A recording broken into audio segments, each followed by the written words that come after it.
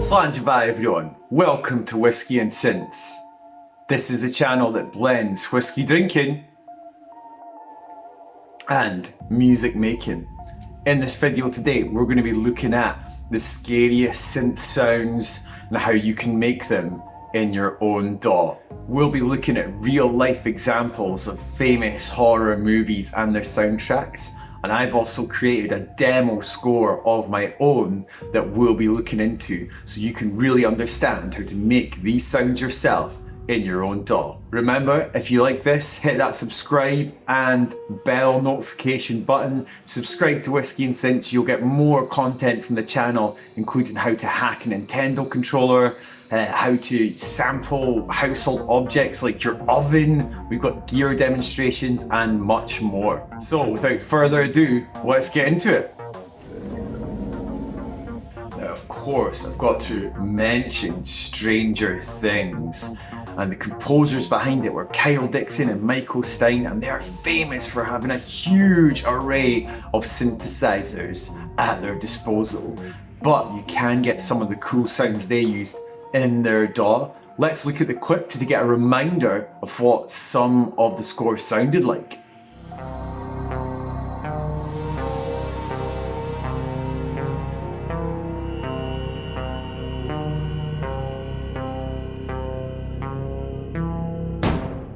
Like some of the techs they used were micro-tuning, pitch shifting, chorus, and fat analog sounding synths. So let's jump into Ableton, see how we can do it. Speaking of Stranger Things, that's where I got the idea for my bass line from. So I used Ableton's analog instrument and the Juno bass effect. What I did was I added some filter automation, and I also used this unison effect to make it a little bit more thick sounding. And also with the LFO here, I went and sent that to the pitch of the oscillator 1. You can see LFO1's at 0.06 and oscillator 2 has a -0.17 here as well. And what that LFO does, you can't hear the wave, but it will affect the pitch as it wavers up or down slightly, getting those microtones, the notes between the notes, and that really can help with that horror sound. Let's have a listen to it.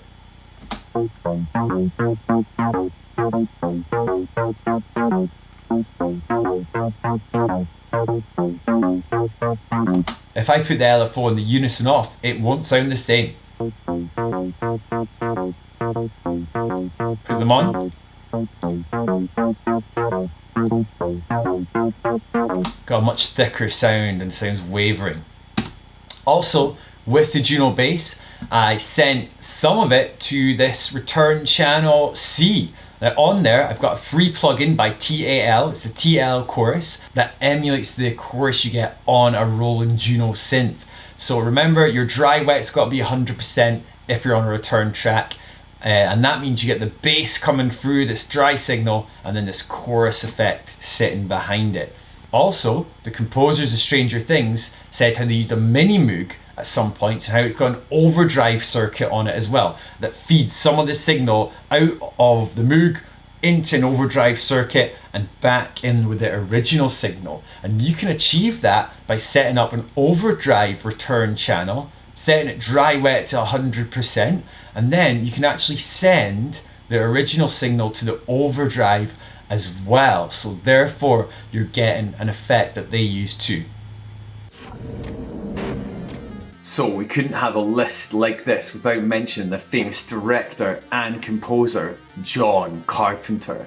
He's made so many movies in his career, and of course Halloween is one of his most famous ones. Let's take a listen to its score.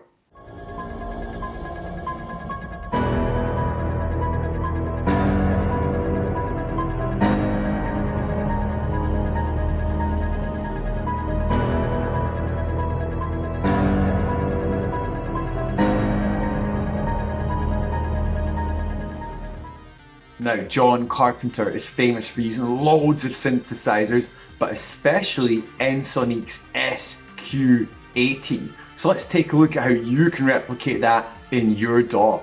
What I managed to do was get a plugin called the SQ8 ROM and use that. It looks like this. It's got some basic features, it's got a whole lot of presets on it. So I programmed in a little synth pattern and it sounds a little bit something like this.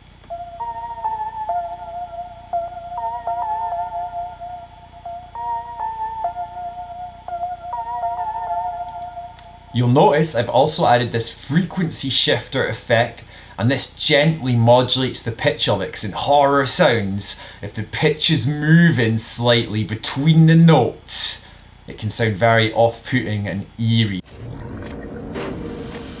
Now this one's a little bit different, and not exactly synthesizers, but Mark Corvin is a famous modern composer who has worked on films like The Witch and the psychological drama The Lighthouse.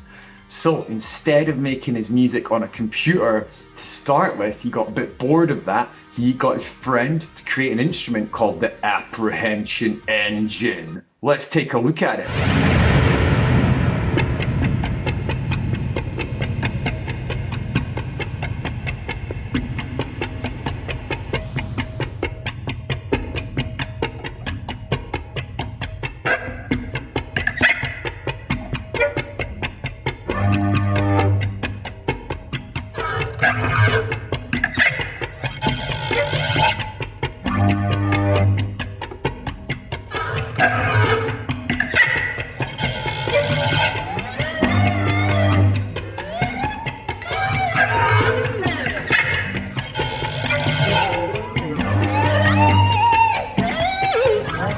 Now, I know we can't all get a custom built apprehension engine made. However, you can use field recordings and found sounds in your music combined with plugins to create crazy sounds like he has. Even if you don't have a field recorder, you can record things on your phone as well, and you can get that WAV into your DAW. So let's jump into Ableton and see how we can get sounds like Mark Corvin. What I did was recorded my dog Louie barking, pitched it higher, pitched it even higher, and also recorded some road workers on the street, and I even got the sound of my oven as well. It makes a kind of weird, crazy sound that I've done a whole video on if you want to see that. What I did was send these all to effects, and the main thing I did was use a plugin called Paul Extreme Stretch. Now check that out, I've linked it below, and I've linked all the other plugins below that I've used as well. And this stretches audio by extreme amounts, up to 500% and beyond, and can create things that sound very soundscapey. So let's have a listen to the effects that provide the atmosphere in the track.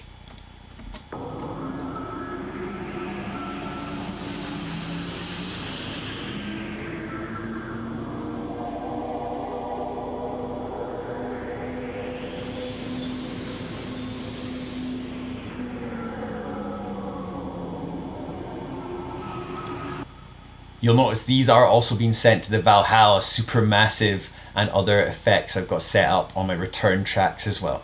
So I hope you're enjoying this list so far. Remember, you can always drop a comment with your favourite Halloween and horror synth sounds that I should know about. Thanks! Brain Damage. This movie from 1988 is about a guy who gets a weird monster stuck inside him, and it gives him like crazy ecstasy and pleasure, but in return for that he has to kill. So it's a bit of a crazy, almost B-movie style horror, and it's got an amazing score to it. Now, they had a low budget, so they could only afford to rent one synthesizer, the Roland D50. So it's a famous 80s sounding synth. Let's take a listen to the score.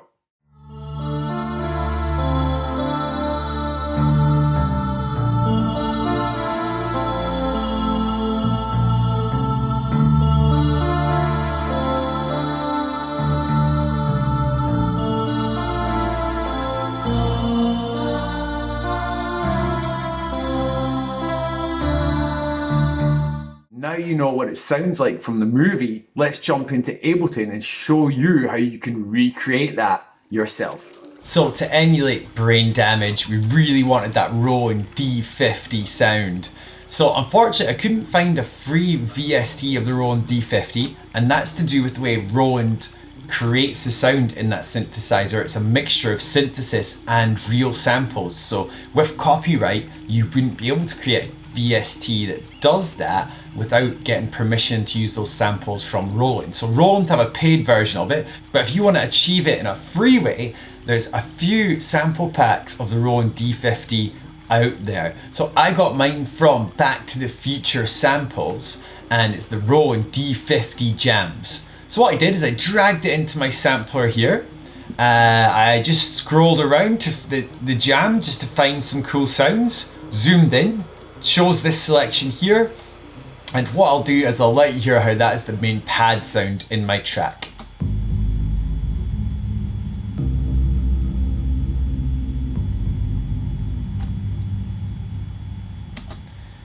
I made a little bit of a fade out on it as well, so it tails off naturally. And you can see I've duplicated the track and pitched the second one 2 octaves higher, so when it comes in the next time, you actually hear them both.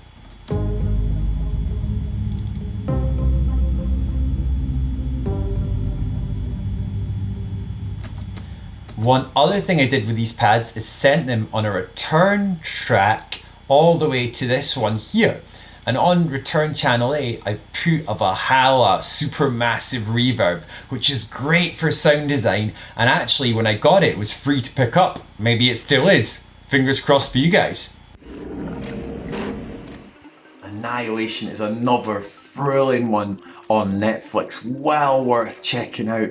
And this one has a more natural sounding score, you could say. Still some synthesizers in there. Let's take a quick listen to it.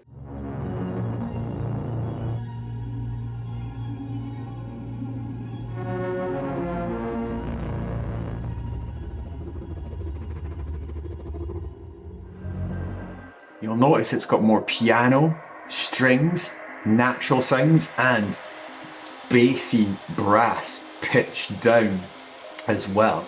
So you could use plugins like Spitfire Audio if you want more orchestral sounds. But let's go into Ableton and see how I added a simple piano to mine, and giving it that natural element did help the score stand out. I did that in a super simple way with a little piano note. I think it's only got 3 notes in it, my piano motif. Sometimes keeping it simple is good. Let's have a listen.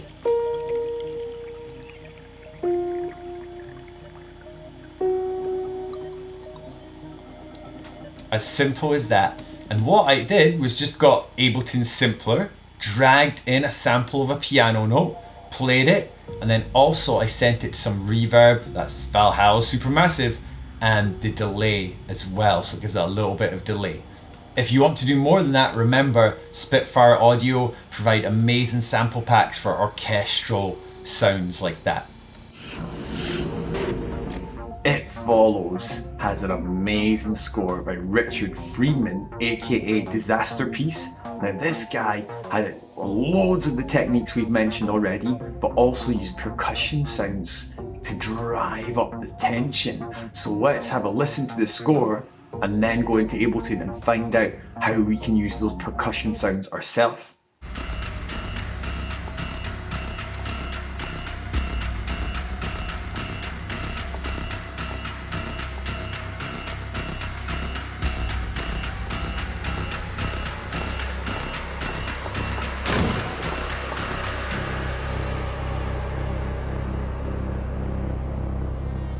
So I just used a little bit of a snare sound just here in my track. This is probably the most simple thing I did, but it adds a little nice effect.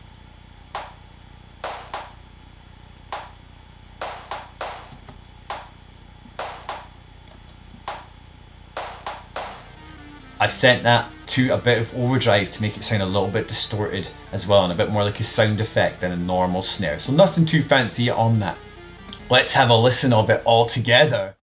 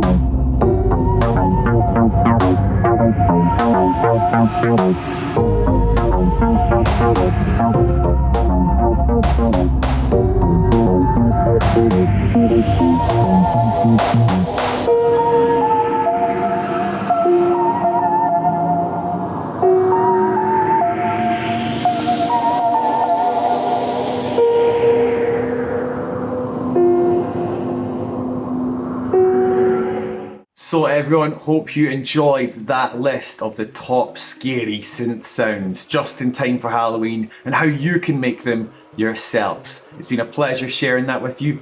Join the clan at Whisky and Synths by hitting subscribe and the bell button, and there's links below to my brother's channel who does synth videos every 2 weeks, our record label Tonic Note Records, and much more. So join the clan, get involved, and thanks for joining us on the spooky synth journey today. Slán Java, everyone.